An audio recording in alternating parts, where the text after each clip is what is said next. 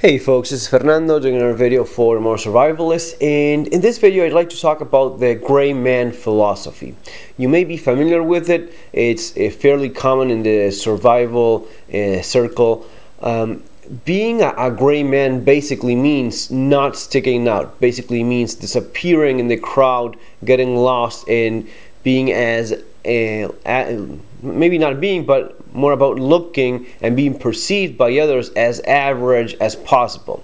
Basically, we're gonna be looking at it from four perspectives: the way you dress, all right, the general body language that you have, the way you handle and show your belongings, your possessions, everything from a watch to a backpack to the car you're driving, and finally the way you express yourself and you handle yourself within your social circle, what you say and the image others form of you based on the opinions that you have and make others aware of. Alright, let's get started with the first one, the way you basically dress. As you notice, I'm just wearing a black t-shirt. I didn't even knew that I was going to be doing this video, but it just goes to show that a gray man basically dresses a certain way.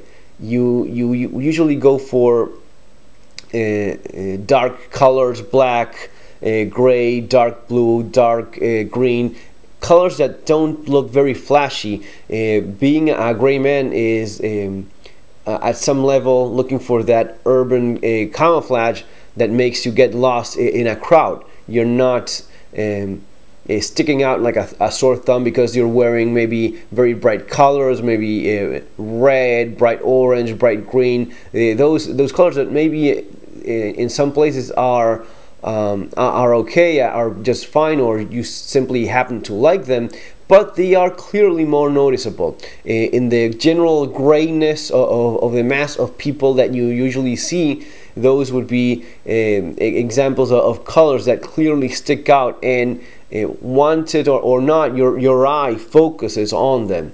That's the kind of thing that you don't want. You want to be almost like an urban camouflage of some sort.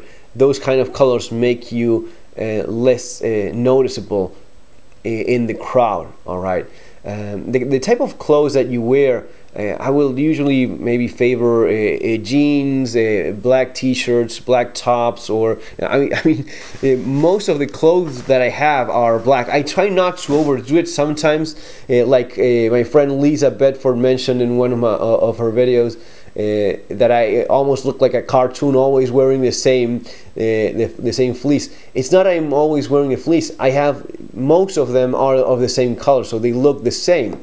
Same thing with t-shirts and such. The colors are mostly of those, you know, black, dark blue, dark gray, or something along those lines. Also trying to avoid any, you know, very noticeable logos or anything that's too flashy, or, you know, especially stuff like I don't dial 911 or shoot first, ask question later. That kind of thing is especially something that you want to be avoiding. Even, you know, little logos of guns or even tactical clothing to an extent, which I use as well. For example, 511 tactical pants. They're very comfortable. They're great, but you have to watch out for how you end up dressing almost by accident. It happened to me that I would be, you know, especially when taking lots of shooting classes and going to the range very often. You would be wearing your 511 tack light pants, your rigorous belt, because it works very well for your gun, right? And trekking shoes that are comfortable and practical as well. And basically, you look at yourself in the mirror and you're dressed like any other firearms instructor in the range, right? Maybe except for the polo shirt with a specific little logo, but you're kind of looking that way. You have to find a way of carrying and wearing what you need, or what you know is useful, without compromising there, but try and find a way in which you still look normal. For example, I now try wearing maybe jeans a little bit more often, even though they're not ideal and definitely not as good as the 511 tactical pants, but at least where I am now, it's not as common. Maybe in South America it was a little bit more common, the cargo pants and the khaki colors and such. One thing that I found useful was the black color for tactical pants, like the 511 Tech Light. Black makes them disappear a little bit more. If someone is not looking a little bit closer, the black ones seem like normal dressing pants almost, unless someone notices the little pockets and the weird angles of those back pockets and such. So black would work nicely, but at the same time you don't want to be wearing all black, because you fall into that category of dark emo or whatever social subculture it is. But wearing all black is almost like wearing a very bright color. It looks weird, looks odd to some degree. So if, for example, you're wearing black pants, try combining it with dark brown shoes and maybe a gray or blue top, right? So as to not look all black. And if I'm using maybe jeans, then I can get away with a little bit more black on top. So yeah, basically that's the way I ended up dressing, and this goes back to living in Argentina, and especially in terms of the crime problem being so noticeable. You just didn't want to stick out of the crowd. You want to get lost in the crowd and not be specifically noticed by anyone. Also, in terms of the problem of crime, you want to be avoiding certain brands that say something about your economic status, if you have more money or not. Certain brands that are more expensive, for example, in Argentina, even in Nike or normal brands in other countries, they would be considered very expensive, and they would be saying something about you. As a matter of fact, today, this same day, the father of a football player called Carlos Tevez. Those of you guys that like football know about him probably. Well, his father got kidnapped today, and it was by accident, basically because they just went after him because of the vehicle he was driving, right? He got released just a few hours ago. I think they paid 400,000 pesos. Like, yeah, not an awful lot of money, but especially not for someone like him that makes so much money. But the point is, the vehicle you drive also makes you a potential target in certain high crime environments. Moving on to the point number 2 that I was making in the way you handle yourself physically, the body language that you have. That is also something that you wanna find a point where it's not overly confident, but at the same time you don't look weak. If you look like too excited, that's kind of weird as well. But you do want to look aware, at least based on what I've seen in Argentina. You want to find a point where you don't look nervous or something like that, but you do look as if you recognize people around you. Keeping your head up, acknowledging people as they approach in your direction. It's about looking to a certain degree a little bit confident, capable of handling yourself. If you look physically strong, there's a little bit less chance that criminals will not go after you. But most of all, criminals will notice if you're being aware of or not. If you're distracted, if you seem to be unaware of your surroundings, that's the kind of thing most criminals will favor, will go after you if they see that. Being a little bit more aware of what's happening around you, that there's no 100% guarantees on anything here. It may be that you are completely aware of what's going on around you, and someone still makes a move on you, which can perfectly happen. The thing is, if you have recognized a potential threat and you see that person having an unusual behavior of some sort, you are already in a position of advantage to react to that. Okay, if you are walking in a deserted street in Buenos Aires, you see someone coming in your direction without any apparent reason, you're able to do something. Okay, if you're armed, you're maybe able to draw, control the situation better. That's the kind of thing that gives you a definite advantage in a potentially violent encounter. And many times, if you manage to do that with enough time, you may not even have to shoot anyone, just reversing the role in terms of the surprise factor working against the potential attacker. It may be a big advantage. Then regarding the positions that you have, how you not just what you wear in terms of clothing, but the watch you have, the wedding ring that you have. These are all things that will make you maybe a potential target, even if you are not dressing in any way that's noticeable, or you do look confident and such. But if you have an obviously expensive watch, if you're wearing obviously expensive jewelry, then a criminal may be, like a hungry predator. If they're hungry enough, they may be willing to take the risk in spite of not looking as an easy target as they would be wishing for. But if you have these things, same for a very expensive car, if you have these things and they consider it's worth the risk, they may be going after you in spite of a more confident body language and attitude that you may have.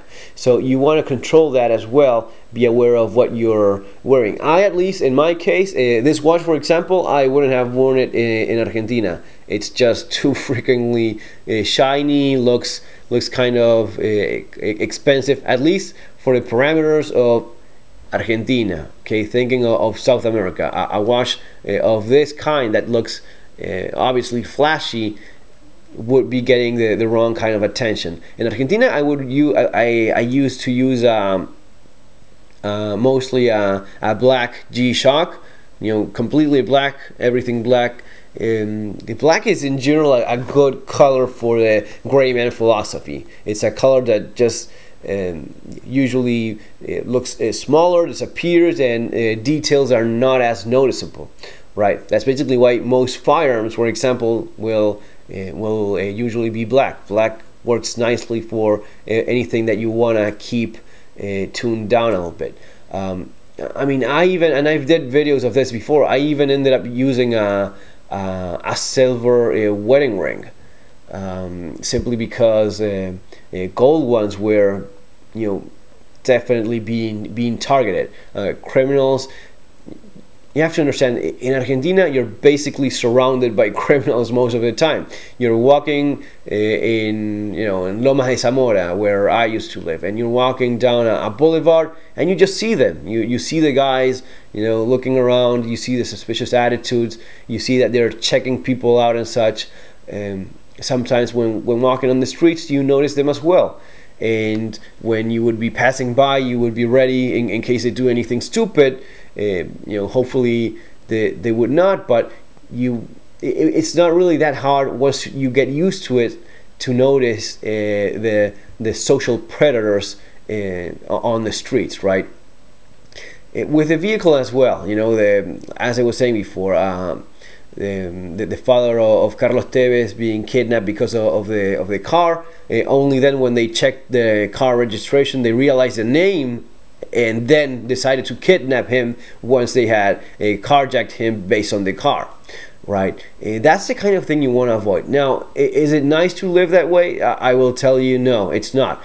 but it's a real problem. I would drive a crappy car. I didn't have much of a choice in driving a crappy car in Argentina. I didn't have anything else, but cars that don't look expensive, that are obviously not expensive, that have no, parts that have pretty much no resale value. Sometimes in places like Argentina or other countries with high crime, sometimes even regular, not overly expensive cars are targeted by criminals because their parts have a good resale value in the used part market. They sell them online because those models being fairly popular, people are going to be demanding those. So you basically want to go for something that's not overly popular and is still reliable. Yeah, and definitely not very expensive. But in terms of trying to avoid that kind of crime, especially the kidnapping type of thing, an expensive car will attract the wrong kind of attention. Finally, what you say to others and how people perceive you within your social circle. Your colleagues at work, your friends are not as close friends so as to know a little bit more about you, but even among friends, even among people that you do know, loose lips sink ships in all regards. Even with people that you trust and you're right to trust, you just don't know who's going to be opening their mouth, who's going to be sharing that information with someone else, and maybe cause problems for you. It's 90% of kidnappings in Argentina are based on someone opening their mouth and that information falling in the wrong people's ear. The other 10%, it's mostly like driving around looking for someone driving an expensive vehicle and going after him because he looks as if he has money.